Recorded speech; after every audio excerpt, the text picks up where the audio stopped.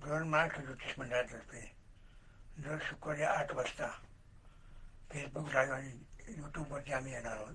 काय येणार होतं, पहिले आलो 21व्या शतकात ज्योतिषशास्त्राची आवश्यकता काय आहे हा विषय घेऊन आलो. गेल्या शुक्रवारी विवाहयोग घेऊन आलो. विवाहयोगाच्या नंतर विवाहाचे जे विभाग आहे त्या विभागाचा आपल्याला अभ्यास करायचा आहे किंवा पाहायचा आहे. म्हणून आपण कुंडलीच्या भावातून मैत्री, रिलेशनशिप आणि अफेअर आणि वैवाहिक जीवन, कारण या तिन्ही गोष्टी असल्या तरी वैवाहिक जीवन हा भाग वेगळा आहे. त्याचा विचार नीट करावा लागला पाहिजे.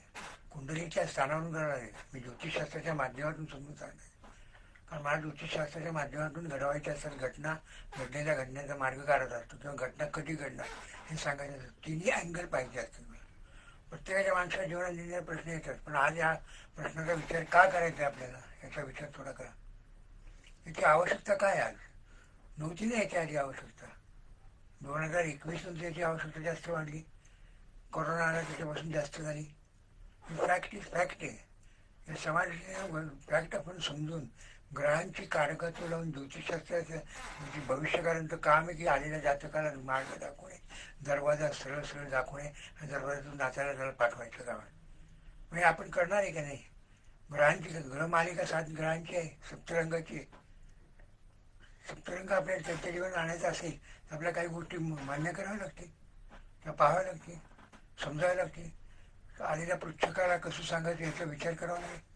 पृच्छक बोलणार आहे सगळं नकारात्मक, पण त्या नकारात्मक सकारात्मक कसं करायचं याचा विचार करावा लागेल. आणि मानव जीवनाचा सर्वात मोठा प्रश्न कुठला आहे न, कुटुंब, नातं आणि मैत्री. आपल्याला मैत्री म्हणजे समलिंगीची मैत्री समजली जाते, भिन्नलिंगीची मैत्री समजली जात नाही. हा मोठा भारतीय याच्यातला दोष आहे. स्त्री पुरुषाची मैत्री असू शकते हा कन्सेप्ट अजून 21व्या शतकात सुद्धा आपल्या घरात भारतामध्ये रुळला नाही. याच्याकडून दुर्दैव आहे. फॅक्ट आहे. स्त्री पुरुषाची मैत्री असते ना, आधी मैत्री आहे. इच्छाशक्ती म्हणजे लग्नेश, लग्नस्थान इच्छाशक्ती, तृतीय स्थान मैत्री आहे. मैत्रीचं प्रेमाचं पंचम स्थान आहे. प्रेमाच्या रूपात जाऊन सप्तमात गेला की विवाह समाजामध्ये विवाह होतो. तो विवाह नाही टिकला तर दुसरा विवाह होतो भाग्यस्थानावरून. आणि आज सप्तम आणि भाग्याच्या मध्ये जो अष्टम स्थान आहे हे आयुष्याचे जीवन कसं जगायचं हे शिकवतो. आणि त्या जगण्यामध्ये जी गोष्ट मध्ये येते ती स्त्रीच्या आयुष्यात पुरुष होतो आणि पुरुषाच्या आयुष्यात स्त्री येते याचा विचार या ठिकाणी करण्याची आवश्यकता आहे. लक्षात ठेवा. षष्ठ स्थान तृतीयाचं काय झालं काय विचार करा नाही. षष्ठ स्थान येतं शत्रू म्हणूनच पाहतो ना आपण त्याच्याकडे, निगेटिव्ह पाहतो ना. पॉझिटिव्ह काय पाहतो आपण मैत्रीमध्ये. मैत्री अपोजिट याची मैत्री असायलाच पाहिजे. मला स्पष्ट मत आहे प्रत्येक पुरुषाला एक मैत्रीण पाहिजे आणि प्रत्येक स्त्रीला एक मित्र पाहिजे. आज ही परिस्थिती नाही आहे म्हणून प्रश्न निर्माण आहे. प्रश्न बदलले पाहिजे. तिथे सांगा मला मंगळ आहे, पराक्रम दाखवतो. मैत्रीची त्याग करण्याची वृत्ती असते ना. आज मैत्रीमध्ये स्त्री त्याग करते, पुरुष त्याग करू शकतो. कुठेतरी सॅक्रिफाईस होतो मैत्रीमध्ये. सॅक्रिफाईस स्त्री होते असं काही नाही, पुरुष होतो कुठेतरी होतच असतो. तर कोण होणार हे ठरवायचं असतं. पण आपल्याला आलेल्या जातकाला मार्गदर्शन करायचं आहे. मी ज्योतिषशास्त्रातून काय सांगतोय की आमचं शास्त्र भविष्य काय सांगतंय. मैत्री किती दिवस टिकणार हेही सांगता येतं, मैत्री कधी तुटणार हेही सांगता येतं. पण तुटणार मी कधीच सांगत नसतो, कारण मैत्री मला टिकवायची असते आणि ती टिकली तर पेरलं मंगळ येतो काय. पंचमस्थान मला गुरु आहे, गुरु मंगळ मित्र आहे. सप्तमाला शुक्र आहे, शुक्र हा गुरुचा शत्रू आहे पण मंगळाचा समय आहे. विचार करा किती करायचे गोष्ट. आणि मग या ठिकाणी मैत्री तृतीय स्थानाचा मालक जो आहे तो लग्नेश आणि राशी स्वामीशी शुभयोगात असेल तर मैत्री चांगली टिकते. आणि त्याचा शुक्र आणि चंद्रमंगळाशी संबंध शुभ असेल तर मैत्रीमध्ये अपोजिट सेक्सची मैत्री टिकते आणि ती कायमस्वरूपी टिकू शकते. पण प्रारब्ध कुंडलीमध्ये तसे योग पाहिजे, कारण घटना गोचरीने येणार आहे. जन्माचा कोणी तुम्ही मित्रमैत्रिणी घेऊन येणार नाही आहे. शाळेत गेल्यानंतर मित्र, नर्सरीमधले मित्र वेगळे, मैत्रिणी वेगळ्या, 10वी 12वीपर्यंत मैत्री वेगळ्या, कॉलेजचे मित्र वेगळे आणि कॉलेज झाल्यानंतर वैवाहिक जीवन नोकरी सुटल्यानंतरचे मित्र वेगळे. 5 टप्प्यात मित्र बदलतात. पण लग्नानंतर विवाहानंतर मित्रच नसतात ना. डेअरिंगच नाही कोणाला सांगायचं, कारण अँगलच तो आहे. कारण भारतीय समाज त्या दृष्टीने पाहण्यामुळे वाईट वाटतं. आज पाहिजे आवश्यकता आहे. का विषय घ्यायची वेळ येते? का नाही येणार? प्रेम बाजूला राहील, रिलेशनशिप काय आहे ना की घ्यायला लागलं ना मला. पण आपण स्टेटच्या मैत्रीमध्ये मैत्रीच पाहिजे असं कन्सेप्ट असलं मैत्री असू शकते, असायलाच पाहिजे, तरच आनंद मिळणार आहे. कारण सप्तमाचं ते कुठलं स्थान आहे तर भाग्यस्थान आहे. तुमचं वैवाहिक भाग्य उजवणारं काम मित्र किंवा मैत्रीण करते, भाऊ किंवा नणन करत नाही. कन्सेप्ट लक्षात ठेवा. जे ब्लड रिलेशन नाही ते तुम्हाला त्यासाठी सहकार्य करतो. जे ब्लड रिलेशन ते सहकार्य नाही करत, ते अंथरुणावर गेल्यानंतर तुम्हाला भेटायला येतं. त्याच्यातील मित्र मैत्रिणी असतात सल्ला देणारे. पण त्यांचा सल्ला आणि अंथरुणावर गेल्यानंतर मी समजण्याची किंमत नसते, त्यांना किंमत असते. बघा किती समाज आपल्यामध्ये.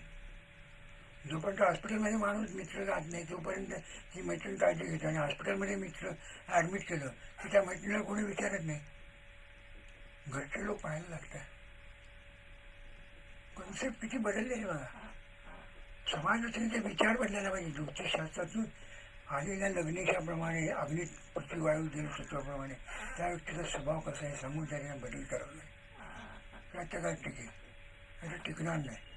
अफेअर म्हणजे काय माहिती आहे काय? अफेअरवरती बोलायचं म्हणजे काय अवघड नाही काय? अफेअर म्हणजे काय? अफेअरचा अर्थच पहिल्यांदा चुकीचा घेतला भारतीय समाजाची.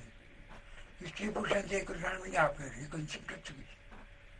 अफेअरचा अर्थ तुमच्या जीवनामध्ये विवाह झाल्यानंतर कोणी आपण सेक्सची व्यक्ती शारीरिक रिलेशनमध्ये आली तरच त्याला अफेअर म्हटलं जातं, नुसत्या माहिती म्हटलं जात नाही.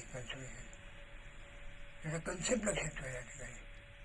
आणि दोघांचंही लग्न झालेलं पाहिजे, त्याला अफेअर म्हणा.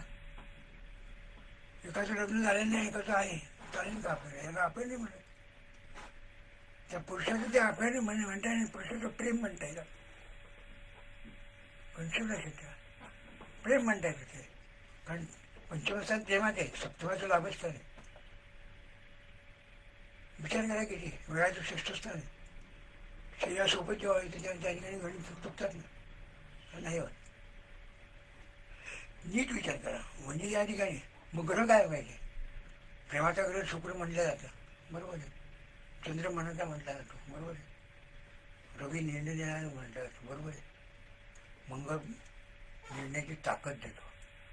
आणि ज्यांची अग्नितत्व आहे, अग्नितत्वाच्या राशी किंवा अग्नितत्वाची लग्न असतात, या लोकांच्या याच्यामध्ये इच्छाशक्ती जाणली असते आणि हे लोक या ठिकाणी या गोष्टीच्या पुढे जाऊ शकतात, होऊ शकतात. म्हणजे बघा, मंगळ गुरु शुक्र पहिले आलं त्याच्यात शुक्राच्या वेळात मंगळ पाहिजे आणि मंगळाच्या वेळात शुक्र पाहिजे. पुरुषाच्या पत्रिकेत शुक्राच्या वेळात मंगळ पाहिजे, कुठेही असू द्या. पण तो तृतीय स्थान, पंचम स्थान आणि सप्तम स्थानाच्या संदर्भात नाही. तर त्या पुरुषाच्या आयुष्यात आफ्टर मॅरेज कोणीतरी स्त्री येणार, एवढंच उत्तर द्यायचं. टिकणार किती काळानंतरचा भाग आहे ना. स्त्रीच्या पत्रिकेत मंगळाच्या वेळात शुक्र, स्थान तीच. तर स्त्रीच्या आयुष्यात आणि अफेअर फक्त एकट्याचं नसतं. मी नेहमी म्हणतो व्याख्यानात की बाजीराव जो आहे मस्तानीचा अफेअर होतो, त्याला प्रेमाचा मुलावर दिलाय. आमच्या नवऱ्याची मैत्रीण का नाही पाहतो, समाज नाही पाहतो, नावं ठेवतो. बाजीराव मस्तानी आनंद नाही पाहतात, नका करू. आज काळाची गरज आहे. का गरज आहे ते लक्षात घ्या. कुटुंब संस्था संपली. मग कुटुंब संस्थाची तेव्हा ही गरज नव्हती का? होती, पण ती झाकली मग 1.25 लाखाची होती. आज मोठं उघडली आपण. आज स्त्री डायरेक्ट अफेअर करायला तयार होते, कारण आपल्याकडे संस्कार संपलेले, मोबाईलवरून पाहून आलेले. ही मुलगी डायरेक्ट येऊन बोलते कन्सल्टेशनला गेल्यानंतर, मला तुमच्याशी किस करायची, अशी बोलणारी पिढी आज निर्माण झाली.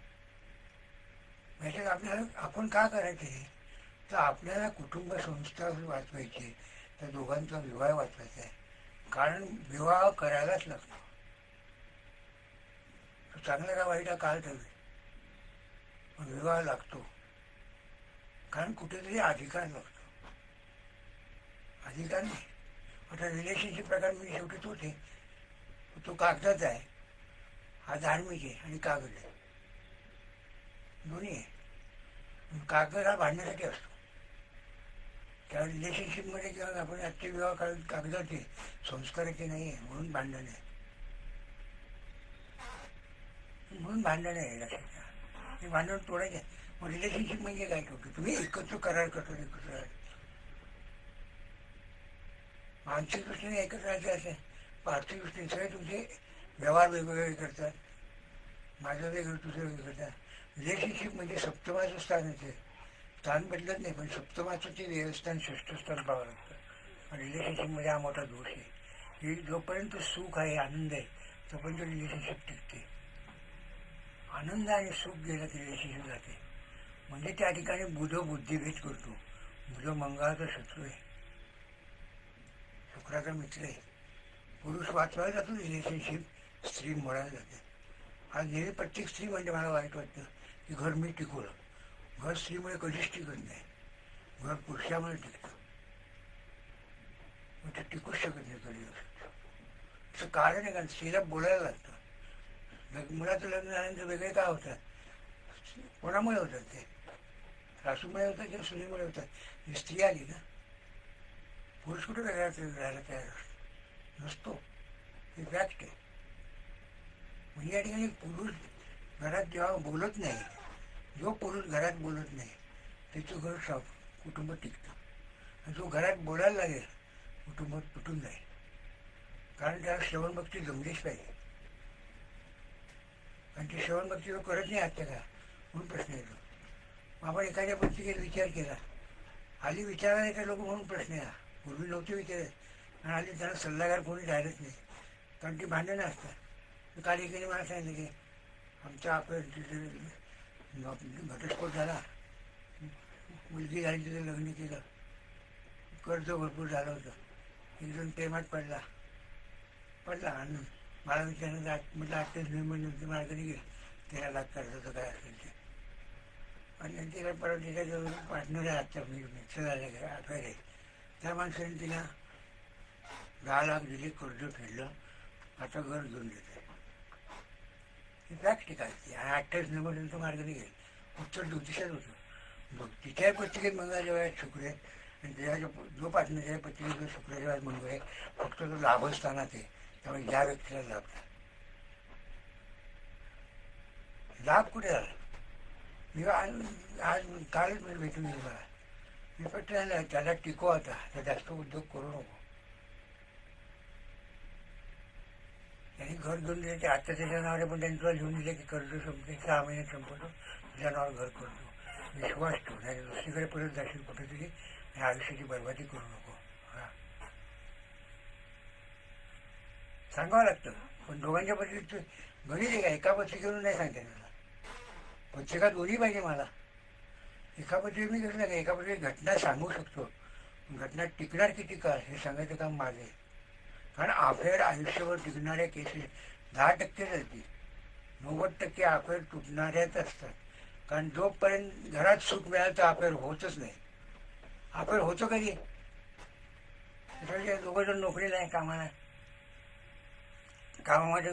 जातात, घरातून सगळं घाईघाईत निघतात, उशीर होतो आहे. मग माझ्या वेळेवर चहा बोलताना शेजारची कनिष्ठी बोलणं होतं.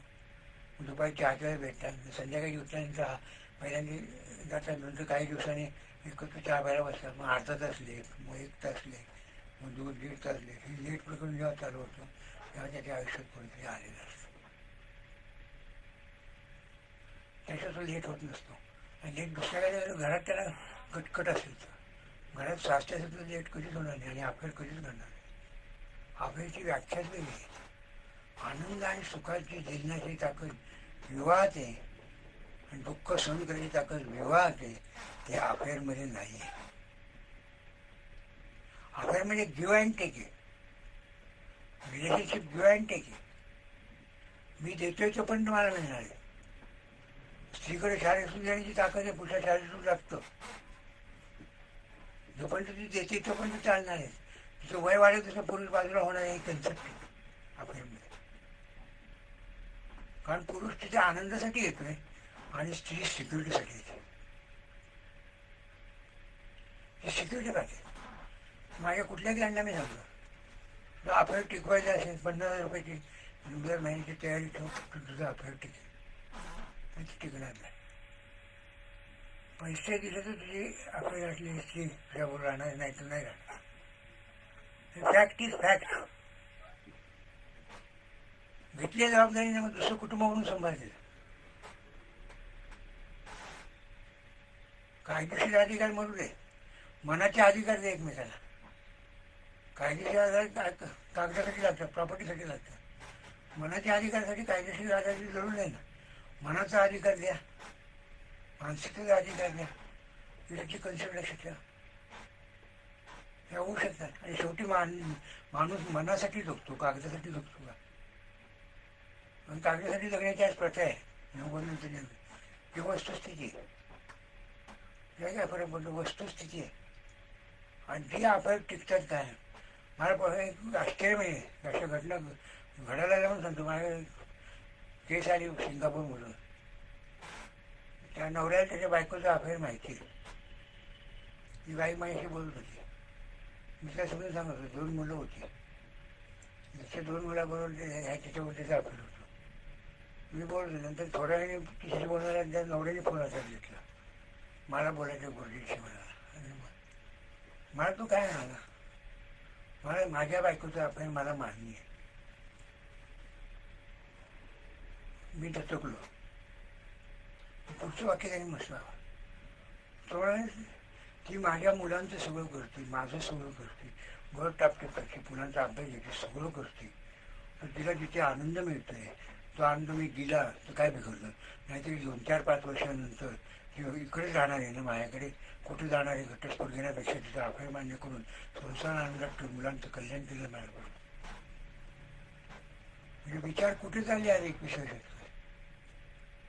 ज्योतिष सोडा पूर्वीचं गुंडा रविचंद्र रवी शनी नेहमी चांगला झाला. शनी शुक्राचा मित्र आहे. ॲडजस्टमेंट कोण करतं अफेअरमध्ये? अफेअरमध्ये हुशार दोन्हीकडे लक्ष द्यावं लागतं. त्याची चालंबळीच असते ना. 1 साईडेड कुठे येतो ना? स्त्रीचा अफेअर असेल, स्त्रीला असं 2 साईड होत. पण स्त्रीकडे इकॉनॉमिक साईड नसते, पुरुषाकडे इकॉनॉमिक प्लस ती साईड. आणि दोन्हीमध्ये सँडविच त्याचा होतो. आणि त्या सँडविचमध्ये मग तुटतं. आणि तुटल्याने मग ब्लॅकमेलिंग येतं. कारण अफेअरमध्ये ब्लॅकमेलिंग प्रकार वाढला आहे. तो एक विचार नीट करावा आहे. व्यवस्थानाचा विचार फार करावा लागतो अफेअरमध्ये. कारण त्याचं कारण आहे, भाग्याचं चतुर्थ स्थान व्यवस्थान आहे. त्यावेळी ते नीट राहिलं तरच ते राहू शकतं, नाही तर नाही. आणि व्यवहार तिथे आला नाही पाहिजे. व्यवहार आला की अफेअर तुटणारच आहे. कारण शेवटी ते पैशासाठी ते आजच्या काळात, मी आजच्या काळातलं म्हणतोय, 80 नंतर जन्म आहे. म्हणजे 22 ते 32, 32 ते 42 बद्दल बोलतोय. 32 ते 42, 42 ते 52 बद्दल बोलतोय. कन्सेप्ट कशासाठी हवं? आणि तुम्ही 22व्या वर्षी अफेअरचा संबंध येतच नाही. लग्न झाल्यानंतर अफेअर आहे. लग्नाच्या आधी अफेअरचा संबंध नाही. ते प्रेम आहे. ते पंचमस्थानाचं प्रेम आहे, अट्रॅक्शनचं प्रेम आहे, मनाचं प्रेम आहे. मी नेहमी म्हणतो की 16 ते 22मध्ये यांना लग्न करायची असते, काळजीने 18 ते 22मध्ये पत्रिका न पाहताच करा, लग्न तुटणार नाही गॅरंटी देतो. याचं कारण असं आहे की त्या 18 ते 22 वयामध्ये कुठली गोष्ट स्थिर नसते त्यांची. आणि त्याच्यावर त्याने प्रेम केलेलं असतं. आणि जो अस्थिरतेवर प्रेम करतो तो स्थिरतेची वाटचाल करतो. आणि जो स्थिरतेकडे प्रेम करतो तो अस्थिरता आली की पळून जातो. हे बेसिक कल्चर आहे. 18 ते 22 पिढी पळून जात नाही, ते स्वीकारते. स्वीकारणं हा गुण गुरुकडे. गुरु सात्विक आहे. गुरुचं वय 16 आहे आणि 22 रवीच आहे. म्हणजे अधिकार आणि स्वीकारणं त्याच्यामध्ये जो गुरु. म्हणून 16 ते 18 ते 22 कायद्याप्रमाणे 18 जे होतात ते टिकतात. हे प्रेम खरं असतं. अफेअरमध्ये प्रेम नसतो. प्रेम पुढे होत असतं. पहिला ॲट्रॅक्शन असतं. कारण दुःख असतं. त्या उशिरा जाण्यामध्ये अर्धा एक तास वाढत जातो. तो काळ जातो. तर ती स्त्री दुःख व्यक्त करते. घरातल्या अडचणी सांगायला सुरुवात करते आणि पुरुष जेव्हा त्या अडचणी ऐकून जायला लागतो तेव्हा अफेअर होतो. कारण स्त्रीला बोलायला कोणी नसतं. कारण ती मैत्रिणीशी बोलली तर मैत्री म्हणजे माझ्या घरी तसं होईल, म्हणजे तसंही म्हणते. मग तिला पुरुष लागतो. आणि पुरुष श्रवण पुरुष करणारा असेल तर त्या ठिकाणी ती घटना लवकर करतो. पण पुरुषांनी त्याच्यावरती त्याच्या अडचणी सांगायला सुरुवात केली तर मग ते जमतच नाही. कारण तिला घरात अडचणी आहे म्हणून ती बाहेर बोलते. मला सत्यात अडचणी पाहिजे असतं तर कसं होईल. म्हणजे त्या ठिकाणी शुक्र मंगल 3, 5, 7, 9 आणि 12च्या वेळस्थानात असेल या गोष्टी घडू शकतात. मग आपण प्रारब्धकुंडलीत अफेअर आहे का नाही ही घटना गोचरीही येणार आहे. गोचरी म्हणजे आजची ग्रहस्थिती आणि उद्या येणारी ग्रहस्थिती. मग आम्ही ज्योतिषाचं पुढचं भविष्य सांगतो ना, तो विचार करायला नको. मी तारखाही काढून देतो, मी वेळाही काढून देतो, मला आवडतो. मी कुटुंब टिकवायच्या मागे आणि आनंद हा घराच्या बाहेरच आहे. घरात सुख आणण्याचे प्रयत्न करत असतो. बारीक बारीक कन्सेप्ट आहे. अग्नी म्हणून या हे प्रश्न वाटताना अग्नी, पृथ्वी, वायू, जल याचा महत्त्वाचा विचार करा. कुठल्या तत्वाची राज तृतीय स्थानाची, पंचमाची, सप्तमाची, भाग्याची, वेळाची शुक्रमंगळाबरोबर आहे का?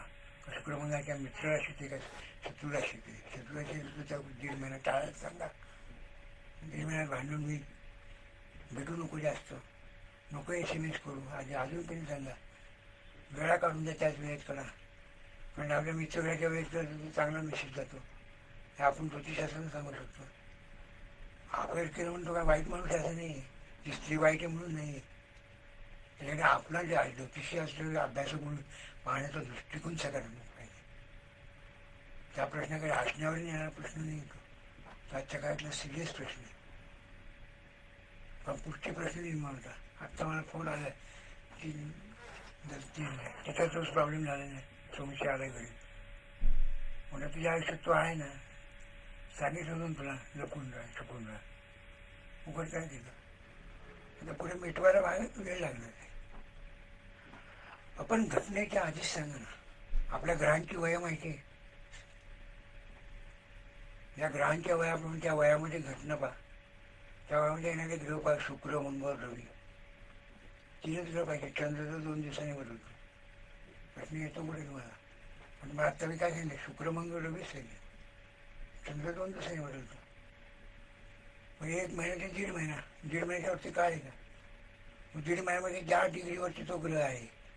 त्या ग्रहाच्या अलीकडे 3 डिग्री आणि पलीकडे 3 डिग्री, 7 दिवस काढून द्या. 7 दिवस भेटू नका एकमेकाला, SMS करू नका, व्हॉट्सअप करू नका, इंस्टाग्रामवर जाऊ नका. इंस्टाग्रामवरून भांडण होतात लोकांच्या आधी. फॅक्ट ते चेकिंग करत जातं. मलाच कळत नाही चेकिंग करतो. मी शेवटी चिडून बोलतो चेकिंग करतो. हे किती प्रकार व्हायचा हा बदल करायला नाही. कारण कुंडलीची 12 भाव आहे. उदित भागामध्ये हा भाग आहे. उदित भागावरती तुमचं अंमली भागाचं सुख अवलंबून आहे. मैत्री अंमली भागात आहे, प्रेम अंमली भागात आहे. उदित भागात तुमची निर्मिती शक्ती आहे. तुम्ही चांगलं निर्माण केलं, तुम्ही चतुर्थान चांगलं देणार आहे. शक्य भाग तुम्ही अफेअरमध्ये मानसिकता चांगली केली, तुम्हाला दोन्हीकडून चांगलं मिळेल. ही फॅक्ट सांगतो. लाभस्थान बघा, लाभ तुम्ही लाभ चांगला केला तर तुम्ही पंचमस्थान प्रेम टिकणार आहे ना. तुम्ही टिकण्यासाठी अफेअर केलेलं, तर तोडण्यासाठी केले. दुःख आहे म्हणून तुम्ही एकत्र येतात. अफेअर कधी सुखात येत नाही. आणि जो सुखी माणूस आहे तो अफेअर करेलच कशाला, ती स्त्री करेलच कशाला. त्याच्या एखाद्याची घटना शारीरिक घडू शकते. आणि जेव्हा शारीरिक घटना घडते तेव्हाच अधिकार निर्माण होतो, तोपर्यंत नाही. जोपर्यंत अधिकार नसतो तोपर्यंत खूप चांगलं वातावरण असतं. आपण असं अफेअर होणारी स्त्री नंतर मैत्रीण राहत नाही. हो, हा मोठा दोष आहे. ती अधिकाराकडेच जाते. कारण ती ह्युमिनिटी आहे. हे आम्ही ज्योतिषी बदलू शकत नाही. कारण ती निसर्गाचा घेऊन आलेली व्यक्ती, ती बदलताच येत नाही. ज्या हॉर्मोन्स आम्हाला बदलायचा अधिकार नाही आहे. जे हॉर्मोन्स घेऊन आले त्या हॉर्मोन्सवरती काम करून त्यांच्या चेहऱ्यावर सुख आणण्याचा अधिकार ज्योतिषशास्त्राला आहे. ज्योतिषशास्त्राची व्याख्या ही आहे. शास्त्राची व्याख्या बदलायची नाही आपल्याला. रिलेशनशिप चालेल मला, पण करार करता म्हणून लागेल. तोंडी रिलेशनशिप करा. नवीन पद्धत आली अजून एक. लग्न करायची, सोमवार शुक्रवार दोघांनी कामं करायची आपापल्या ठिकाणी घरी जाऊन, आणि शनिवारी रविवार फक्त भेटायचं आणि शारीरिक सुख घ्यायचं, खर्च करायचा, फिरायचं. 5 दिवस नाही काही करायचं. म्हणजे घरात एका राहायचं जरुरी नाही तुम्हाला. आज अमेरिकेत काय हाल झाले. एक पिढी खलास केली, आज तीच परिस्थिती भारतात आहे. ज्योतिषी सांगतो पण ज्योतिषाचं पटत नाही, विज्ञान सांगतो तेही पटत नाही. एक पिढी संपली आहे. आपली पिढी आत्ता संपणार आहे 90ची. त्यांच्याकडे 70 ते 80ची पेटली, आपल्याकडे 20 वर्षांनी 90ची पेटली. आता रणेश किती लोकांना आवडत नाही. वस्तुस्थितीत चांगला माणूस होता. त्याच्यावर ज्ञान कोणाकडे नाही. त्यानंतर राजाश्री नाही मिळाला म्हणून परत बोलला. आधी तर शास्त्र म्हणत होतं, ज्योतिषशास्त्राचा अभ्यास चांगला होता, भेटलेलं त्याला. तोच ते सांगा त्याच्यामुळे तो बाहेर आला. बाकी कारण काय, अंतरशक्ती. त्याचं एक वाक्य होतं की ज्या पुरुषाला लग्न स्त्री पाहायला मिळाली तरी त्याची इच्छा होत नाही, तो खरा पुरुष. कारण नात्याप्रमाणे त्या स्त्रीकडे पाहिलं पाहिजे. हाताचा रिलेशनशिप. रिलेशनचा अर्थ काय, तुम्ही एकत्र त्यासाठीच एकत्र येत. मग तुम्हाला आणणं एक नको आहे. आज संध्याकाळी एक मुलगी सकाळमध्ये एक आणणार होते. मला माहेरचं अण्णा सांगू का चालेल, सासूचं सांगू. म्हटलं त्याला 2 मुलं झाली, तर सासूचं अण्णा म्हणून लावता येत नाही तुला. माहेरच्या अण्णाचा प्रश्न जो आहे तो रिलेशनशिपमध्ये मुळे आहे का, रिलेशनमध्ये आयडेंटिटी बदलत नाही. मग संतती झाली तर कोणाकडे जायचं, हा मोठा रिलेशनशिपमधला दोष. कोणी सांभाळायचं आणि कुठलं अण्णा लावायचं, मोठा प्रश्न आहे. का नाही विचार करतोय. म्हणजे संतती निर्माण नाही केलं तुमच्या रिलेशनला अर्थ काय. आणि निर्माण झाल्याच्या जबाबदारी कोण घेणार हा प्रश्न. विवाहामध्ये तो प्रश्न येत नाही ना. विवाहामध्ये तो प्रश्न येण्याची जरूर नसते, कारण तो अधिकृत झालेला. रिलेशनशिप तुम्ही तोडू शकतात. विवाह तोडायला कायदे लावलेले, त्यावेळी लोक घाबरतात. कन्सेंट लक्षात घ्या. लिव्ह-इन रिलेशनशिप करा असं माझं अजिबात मत नाही आहे. अफेअर चालेल मला, पण लिव्ह-इन रिलेशनशिप नको. त्याचं कारण असं की लिव्ह-इन रिलेशनशिपमध्ये दोघंही दुःखी होतात. नका करू. कारण जोपर्यंत तुमचे संवाद चांगले, की विसंवादात नाही तो पण चालतं. संवाद संपली की पुढे, आणि संवाद राहत नाही पुढे. म्हणजे तो 22 ते 32 पिक्चर पाहायला आपण गेलो मैत्रिणीबरोबर. बाहेर पडल्यानंतर आपण पिक्चरमधल्या गोष्टीवरती गप्पा मारतो.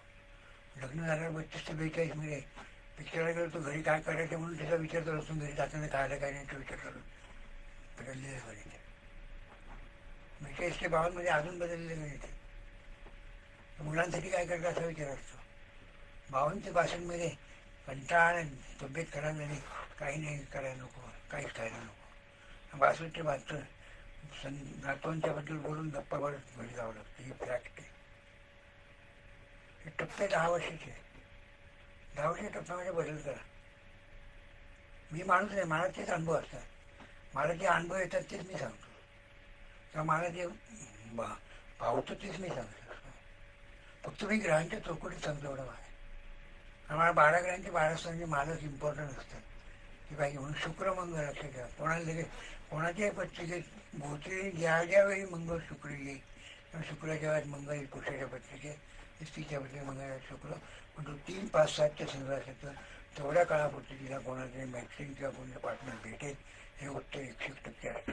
तो टिकणार की नाही, किती काळ टिकणार, 6 महिने टिकणार का 1.5 महिना टिकणार का 1.5 वर्ष टिकणार का 6 वर्ष टिकणार, हे तुम्हाला दशेप्रमाणे जावं. दशा गोचरीने घटना घडणार आहे, पण किती काळ टिकणार हे तुम्हाला दशेकडे उलट इथे. पण बाकी प्रश्नामध्ये विवाह बाजांना दशा आधी बाजू आणि मग गोचरी बाजू. इथं उलट आहे. का उलट आहे? घटना घडल्यानंतर टिकणार किती याच्यासाठी प्रश्न आहे ना. प्रश्नाचं स्वरूप बदललं. त्याचा विचार करायला नको आपल्याला. छोटासा भाग लक्षात ठेवा आजच्या काळात. कारण अफेअर हे शारीरिक रिलेशन सहितच असतं. त्यालाच अफेअर मानण्याचं, मैत्री म्हणा. आपला समाज एवढा वाईट आहे की समजा माझ्या मुलगी बरोबर एका रूममध्ये झोपू शकत नाही आज 21व्या शतकात. एवढं दुर्दैव आहे. मला काही कळतच नाही दुर्दैव. आपल्या घरचे लोकही आपल्या मुलीबरोबर झोपू देत नाही बाबाला. एवढी वाईट परिस्थिती आहे विचारायची. बदलत नाही पाहिजे. कळा दोष आहे मला. नाही घरी हॉटेलमध्ये सुद्धा घरी सुद्धा झोपू देत नाही आपली बायको आपल्याला मुलगा. किती विचार खराब झालेले आपले. बदलायला नको आपल्याला. मग शास्त्रातून बदल करायचे. म्हणून आधुनिक पद्धतीने आम्ही मांडतो. 80 सालापासून मांडतोय. पुढे मांडत राहणार. आणि तुमच्यापर्यंत पोहोचण्यासाठी आम्ही येतोच आहे. कारण आम्हाला हे 90 नंतरची जी पिढी आहे त्यांना जागृत करायचं. आमचं काम हे 60 जे जन्मले त्यांचा विचार आता मी करत नाही. त्यांचं आयुष्य किती वाढेल एवढा विचार करतो. पण आता आजच्या काळामध्ये मला कोणी 62 वेळेला विचारायला की लग्न करू का बायको गेली असणार, मी नाही सांगतो. कारण आत्ताचं लग्न आहे साध्यात लग्न असं मला म्हटलं. कारण ती सिक्युरिटीसाठी येणार आहे. त्या जुन्या गोष्टीची विसरणार नाही, तुझ्या जुन्या गोष्टीचं विसरणार नाही. याच्यावर मी काचाकूट करणार आहे. तू काचाकूट नको आहे मला. त्यापेक्षा या ठिकाणी कंपॅनिशिप कर. कंपॅनिशिप केलेली चांगली असतं. दिवसातून 4 तास भेटायचं, फिरायचं, गप्पा मारायचं, खायचं, घरी आपापल्या घरी जाऊन झोपायचं. चांगली पद्धत आहे. पण ती कोणासाठी 62 नंतरसाठी का करावी लागते? कुटुंब संस्था संपली म्हणून. मुलं अमेरिकेत गेली, इथे करायचं काय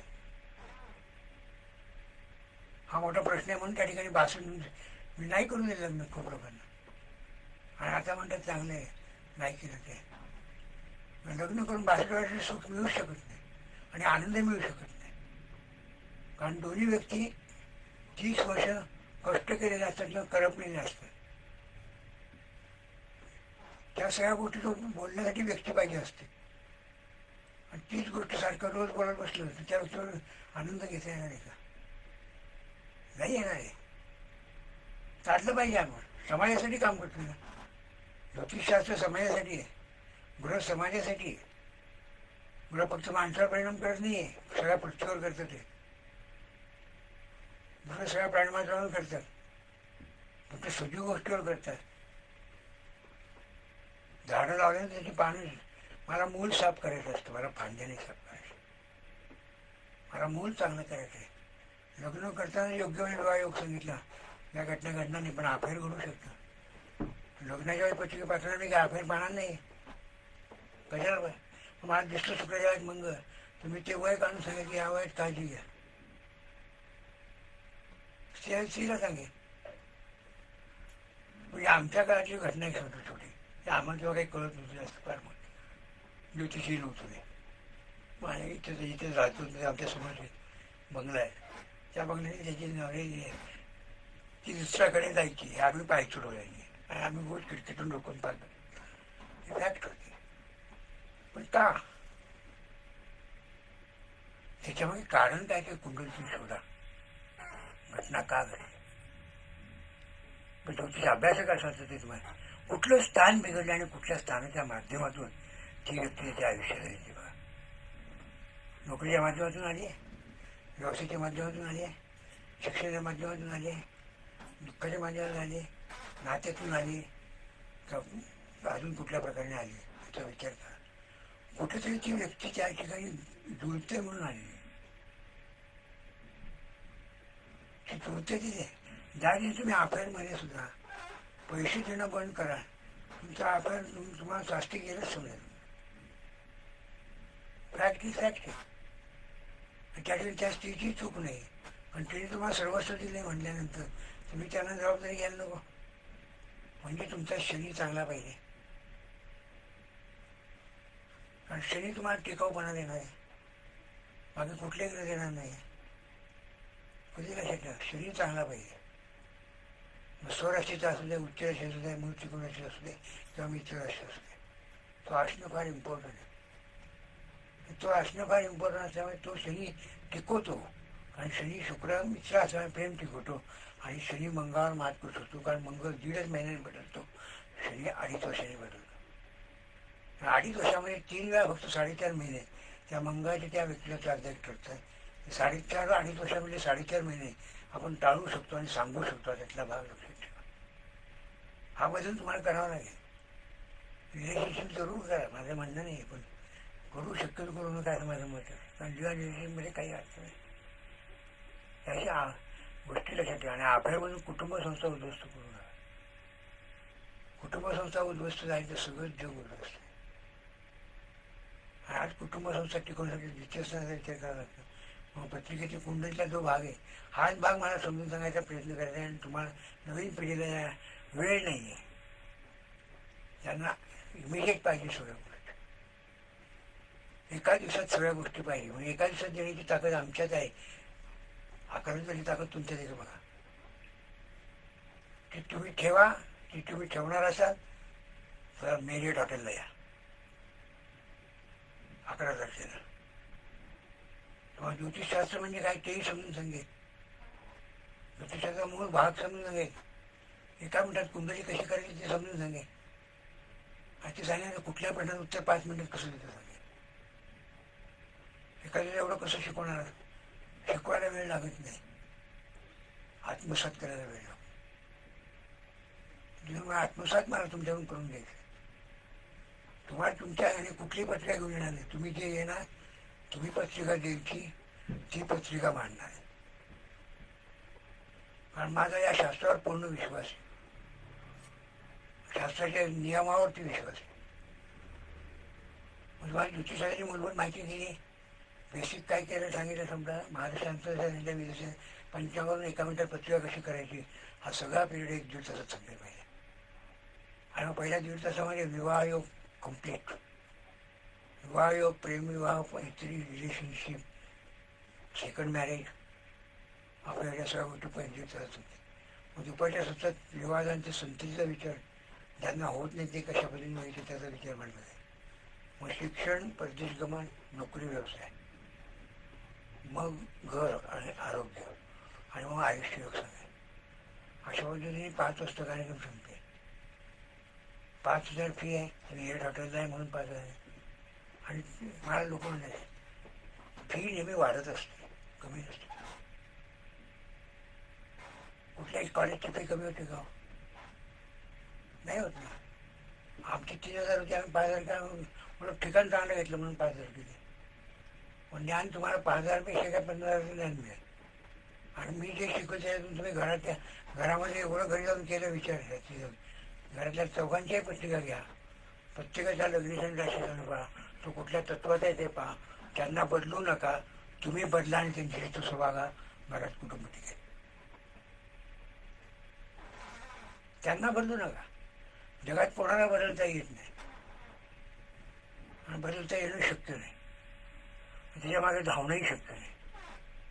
त्यापेक्षा आपण त्या पद्धतीने वागा तर कुटुंब टिकेल. पूर्वीच्या काळी कसं होतं, पुरुष घरात सांगायची पद्धत चालत होती म्हणून कुटुंब टिकलं होतं. आज आहे का?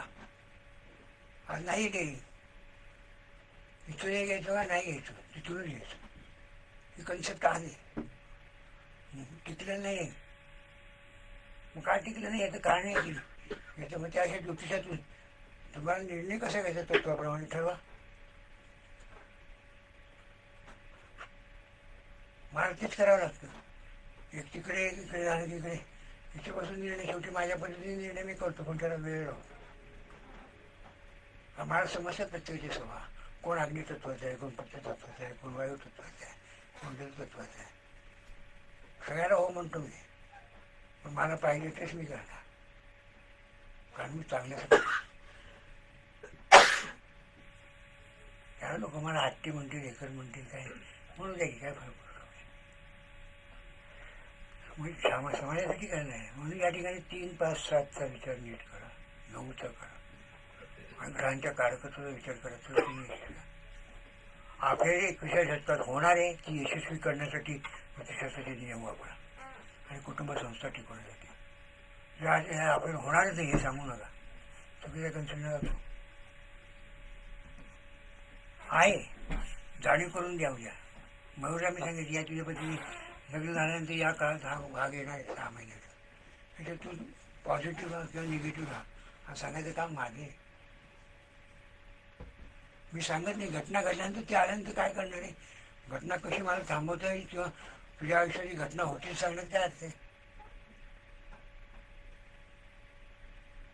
असणार नाही. पंचमी शुक्र आहे त्याच्या वेळात येणार माझ्या आयुष्यात. त्याला घाबरायचं कारण काय, स्वीकारत आणा. समाज स्वीकारू देत नाही मला मान्य आहे, पण तुमच्या मनाची स्वीकारत आणा. हे केलं पाहिजे आयुष्याला. ते 5 वर्ष टिकणार का 2 वर्ष टिकणार का काय करणार हे दशेप्रमाणे सांगायचं असतं. म्हणजे कुटुंब टिकेल. कुटुंब तोडता येत नसतं कारण जबाबदारी आहे. तोडणं अवघड असतं. घटस्फोट झाल्यानं दुसरं तुम्ही परत मॅरेजच करतो ना, नका करून मॅरेज दुसरं.